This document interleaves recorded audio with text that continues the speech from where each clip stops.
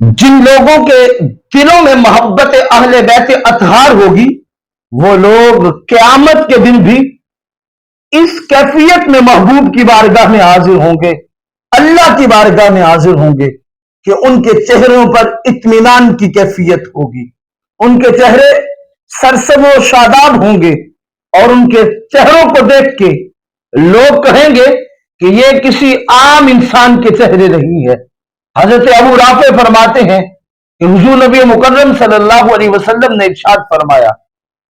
اے علی قیامت کا دن ہوگا اور کچھ لوگ حوض کوثر پر میرے پاس اس حال میں آئیں گے کہ وہ پیاس کے مارے ہوئے شدت پیاس کی وجہ سے تڑپتے پھریں گے اور وہ ایک قطرہ پانی کا تلاش کر رہے ہوں گے کہ انہیں پینے کے لیے دستیاب ہو جائے، اور ان کی کیفیت یہ ہوگی کہ ان کے چہرے سیاہ ہوں گے، اتنے سیاہ ہوں گے کہ اہل محشر بھی ان کے چہروں کو دیکھ کر ان پر پریشان ہوں گے۔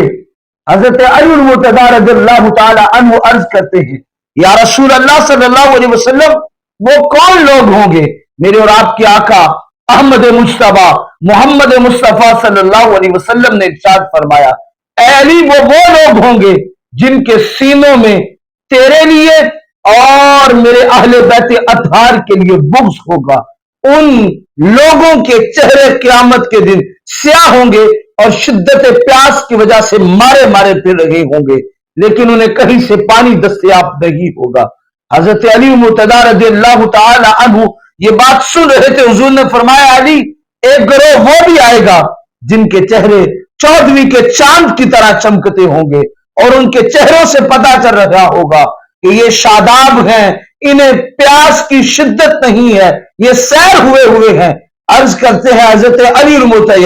یا رسول اللہ صلی اللہ علیہ وسلم کہ وہ کون لوگ ہوں گے؟ میرے اور آپ کے آقا نے فرمایا، اے علی وہ لوگ ہوں گے جن کے سینوں میں تیری محبت اور میرے اہل بیت اطہار کی محبت ہوگی۔ پتا چلا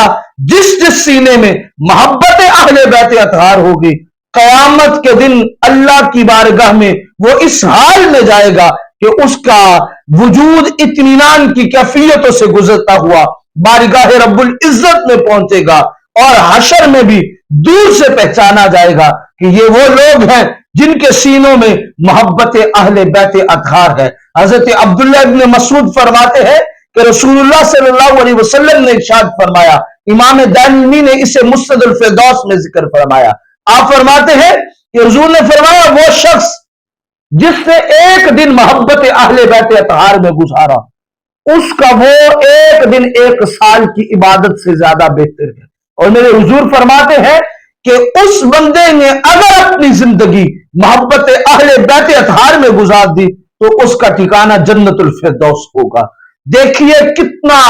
بڑا انعام ہے ان لوگوں کے لیے جن کے سینوں میں محبت اہل بیت اطہار ہے۔ میرے حضور صلی اللہ علیہ وسلم اپنے اہل بیت اطہار سے خود بھی محبت کرتے اور لوگوں کو بھی اس کا پیغام دیتے کہ لوگوں میرے اہل بیت اطہار سے محبت کرو، ان سے مودت کرو۔ اگر میرے اہل بیت اطہار سے تم نے محبت رکھی تو گویا تم نے مجھ محمد سے محبت رکھی ہے۔